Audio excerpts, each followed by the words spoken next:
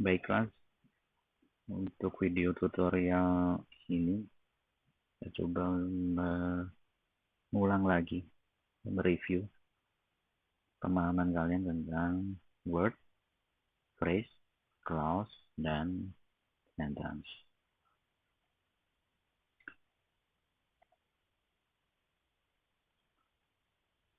Nanti kita akan coba mengulang lagi dari sentence, yaitu sentence, dan apa itu clause, kemudian apa itu phrase, dan terakhir apa itu words. Dan di kesimpulan nanti kita bisa menarik balik hubungan antara word, phrase, clause, dan sentence.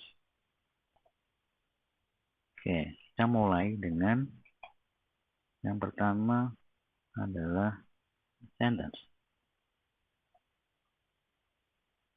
Nah, di buku Longman, TOEFL Longman Preparation yang kita gunakan nanti, sentence dibagi menjadi dua, yaitu sentence with one clause, dan yang kedua sentence with multiple clause. Hari ini kita coba memahami yang dimaksud dengan sentence with one clause.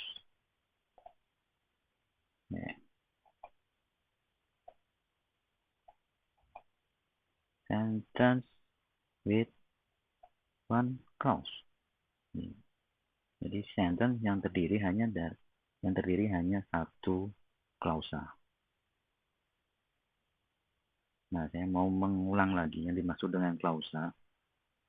Klausa itu terdiri dari satu subjek dan satu verb. Ingat ya, satu klausa terdiri dari satu subjek dan satu verb.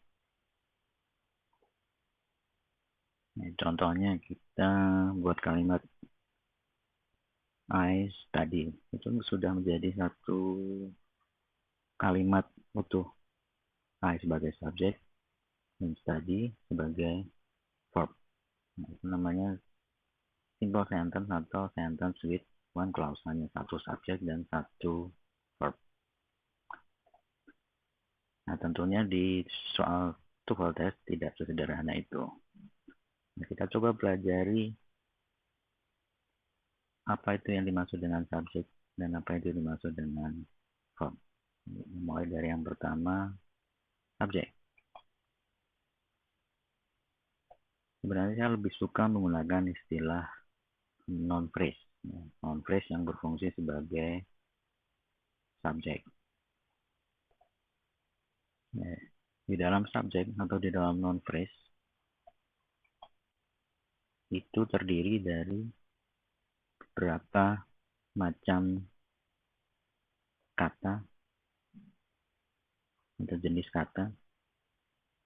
Tapi yang utama dia harus terdiri dari satu buah noun. Ingat ya. Satu subjek dalam satu clause itu terdiri dari sebuah noun. Nah, kalimat kita kadangkala memerlukan kata-kata lain untuk menerangkannya. Jadi dalam subjek selain noun, kita bisa, tidak harus, tapi bisa menambahkan adjective, bisa menambahkan determiner, atau bisa menambahkan preposition phrase. Masih ingat apa itu namanya determiner? Jadi kata-kata seperti an, the, he, her, dan lain sebagainya itu dalam buku Longman dikategorikan sebagai determiner. Kemudian adjective, pasti yang diingat adjective, beautiful, handsome. Mau ingat ya, adjective tidak selalu berasal dari original adjective seperti itu. Nanti kita akan pelajari juga adjective yang berasal dari jenis kata lain. Kemudian noun, yang pertama adalah noun, yaitu kata benda. Bisa orang, bisa benda yang berwujud, bisa benda abstrak. Dan yang terakhir, preposition phrase.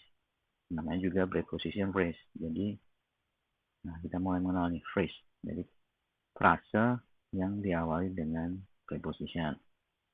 Ya, kita tahu preposition contohnya in, at, on, behind, below, ya, dan sebagainya.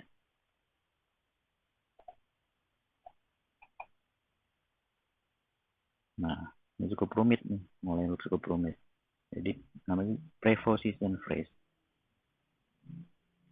Itu terdiri dari preposition dan kembali lagi ke non phrase. Jadi sama seperti ini, non phrase. Nah, non phrase-nya terdiri dari determiner, kembali, adjective, dan yang utama noun-nya. Oke. Yang saya beri tanda kurung seperti ini, artinya bisa ditambahkan, tapi tidak harus. Yang harus adalah yang noun. Nanti ini kita baru membahas subjek. Jadi dalam subjek harus ada noun-nya yang ini. Contohnya, kita punya noun boy. Kita mau tambahkan keterangan tentang si boy ini. Si boy ini small. Kemudian si boy ini adalah boy yang antara kita dan orang yang kita ajak berkomunikasi tahu boy yang mana. Maka kita tambah determiner the. Ya. Kemudian preposition phrase. Tadi terdiri dari preposition dan non phrase. Jadi yang utama dia ada prepositionnya in. Kemudian non phrase yang mengikuti. Ada non room, ada adjective living. Ini salah satu adjective yang berasal dari kata kerja live. Kemudian determiner the. Nah, ini juga menjadi salah satu cara saat kita menganalisa kalimat, kita harus mampu memecah-mecah atau milah-milah frasenya. Nah, ingat, kita harus bisa menganalisa atau memilah frase. Jadi kita punya non phrase yang utama the small boy. Kemudian kita punya preposition phrase in the living room. Jadi kalau ada pertanyaan dalam subjek ini, mana noun utamanya? Jangan sampai salah ya. Kalau room, ini tidak bisa menjadi noun utama. Kenapa? Karena dilihat di depannya ada preposition. Jadi ini satu frase, bukan sebagai subjeknya, tapi hanya sebagai keterangan tempat. Jadi yang bisa menjadi noun utama atau subjek adalah kata boy. Karena paling depan dia ada determiner. Beda dengan yang room tadi. Paling depan dia ada kata in yang menghilangkan fungsi non phrase. Berubah menjadi fungsi preposition phrase. Nah, kata-kata seperti ini dapat membantu apabila kalian tidak mengetahui arti kata yang di sini, noun-nya. Jadi mungkin kita tahu sedikit ada kata small, itu sebagai adjektif. Kemudian di depan ada kata the. Nah, kalau diawali the, maka frase ini pastilah sebuah noun phrase. Dan kata yang terakhir pasti sebuah noun. Oke. Oke, sekarang kita bergeser ke satu lagi unsur utama dari sebuah clause, yaitu yang kedua verb phrase.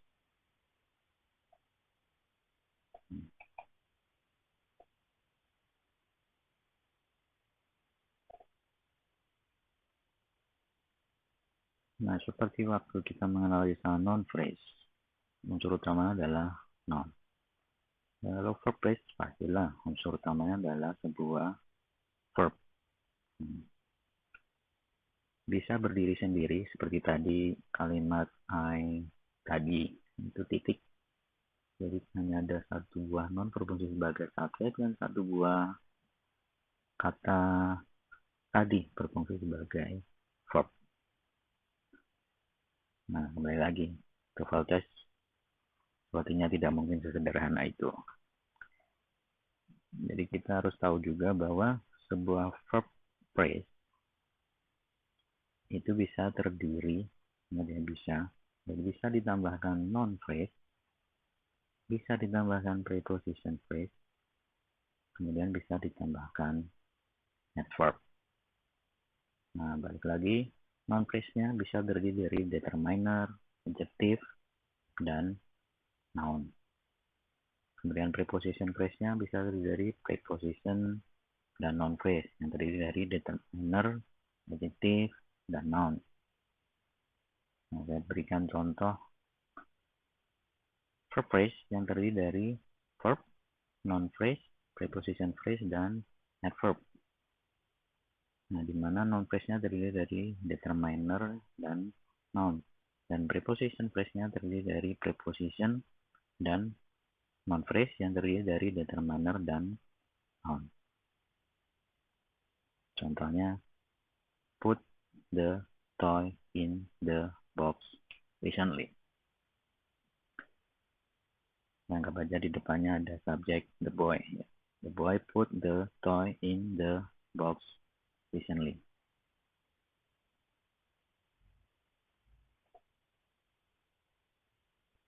Jadi ada put sebagai verb, the sebagai determiner, toy sebagai noun, keduanya membentuk sebuah noun phrase. Kemudian ada in sebagai preposition, the determiner, box sebagai noun, membentuk sebuah preposition phrase. Dan yang terakhir ada kata recently sebagai adverb. Jadi kita lihat cara potong-potongnya tadi ya. Put the toy in the box, dipotong lagi menjadi put, potong the toy, kemudian in the box, dan recently. Jadi ingat ya, unsur utamanya adalah kata kerja atau verb.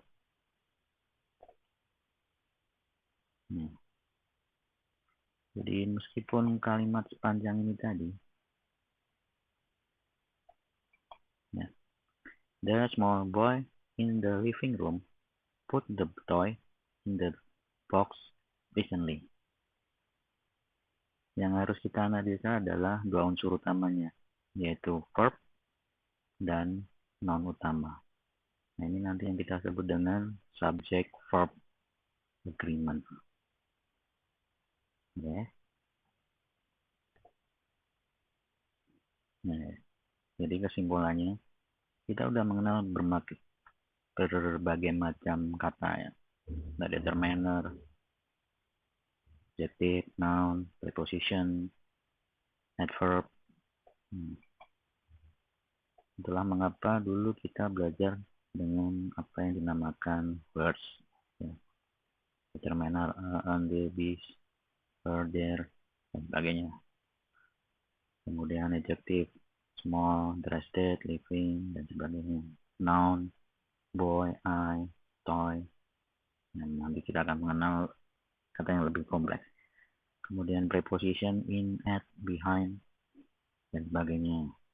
Verb, put, make, extinguish, dan sebagainya. Adverb, recently, carefully. Nah, kata-kata ini kalau digabungkan, dia bisa membentuk 3 jenis frase. Ya. Jadi kalau dalam buku Longman ini cukup sederhana sebenarnya, karena hanya dibagi 3 frase, yaitu noun phrase, kemudian verb phrase, dan yang ketiga preposition phrase. Membentuk verb phrase seperti ini, membentuk preposition seperti ini, preposition phrase, dan terakhir membentuk noun phrase. Phrase-phrase tadi kalau digabungkan, kalau di sana ada noun phrase, kemudian ada verb phrase, dia membentuk sebuah klausa. Nah, kalau klausa ini sudah bermakna, dia sudah bisa berdiri sendiri, dia bisa membentuk sebuah sentence. Nah, sebuah sentence yang terdiri dari satu klausa tadi kita sebut sebagai sentence with one clause.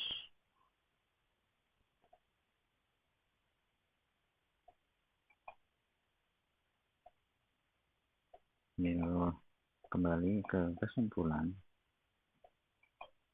Jadi kalau word, untuk kumpulan words bisa membentuk phrase. Ada 3 phrase, noun phrase, verb phrase, dan preposition phrase. Saat ada 2 unsur utama, yaitu noun phrase dan verb phrase, kita bisa membentuk sebuah klausa atau clause. Dan satu clause ini sebenarnya sudah cukup menjadi sebuah sentence. Ya. Jadi itu cukup untuk menjelaskan sentence with one clause. Oke, sekian, dan coba diulang-ulang lagi videonya bila masih belum paham. Nanti kita lanjutkan dengan yang materi TOEFL.